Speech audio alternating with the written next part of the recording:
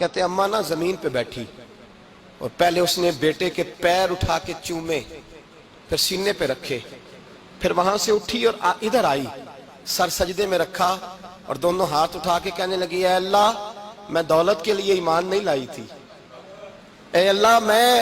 میں جائیدادوں کے لیے کلمہ نہیں پڑھا تھا، مولا میں تیری بارگاہ میں آئی تھی تو میں تیرے اور تیرے رسول کو مان کر آئی تھی، خدا بندہ میں نے میکے چھوڑ دیے، سسرال چھوڑ دیا، ننیال چھوڑ دیے، ددیال، وہ دشمن تھے سارے دین کے، چھوڑ کے آئی، میں نے آرزوؤں کا بڑا مکان بھی چھوڑا،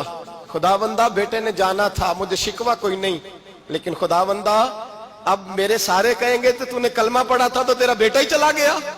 اے اللہ کی اگر تو نے دل مسلم کی دل جوئی نہیں،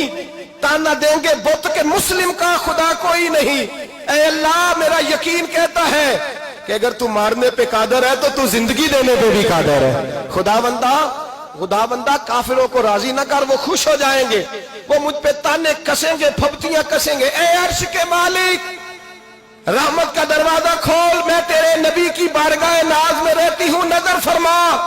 حضرت انس بن مالک فرماتے ہیں ایمان، یقین اور استقامت کے ساتھ اس بوڑھے نے جب دعا مانگی تو ہم نے مسجد نبوی کے صحن میں عجیب نظارہ دیکھا،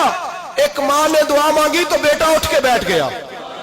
کہتے ہیں بیٹا اٹھ کے بیٹھ گیا، کلمہ پڑھ تو وہ اٹھ کے بیٹھا، ماں نے سینے سے لگایا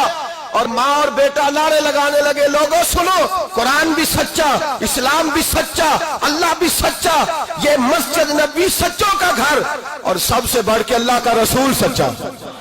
اللہ کے رسول سچے، محبوب سچے، مسجد میں رہنے والوں میں سب سے بڑھ کر سچے، رسول کائنات صلی اللہ علیہ وسلم کا دین سچا۔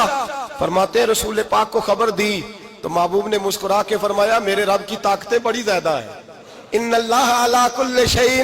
قدیر، اللہ کی طاقت بڑی ہے، ایمان تھا، یقین، استقامت، بچہ اٹھ کے بیٹھ گیا۔ حضرت انس کہتے ہیں وہ حضور کے زمانے میں بھی حیات رہا، وصال ظاہری کے بعد حضرت ابو بکر کے زمانے میں بھی موجود رہا، عمر کے زمانے میں بھی موجود، حضرت عثمان کے زمانے میں اس کی ماں کا انتقال ہوا، اس نے اماں کو دفن کیا، اور ماں کے بڑے عرصے کے بعد اس نے پردہ کیا، جب ہم اس کی طرف دیکھتے تھے نا، دیکھتے اس کی طرف تھے پر ہمیں اس کی اماں کا ایمان یاد آ جاتا تھا،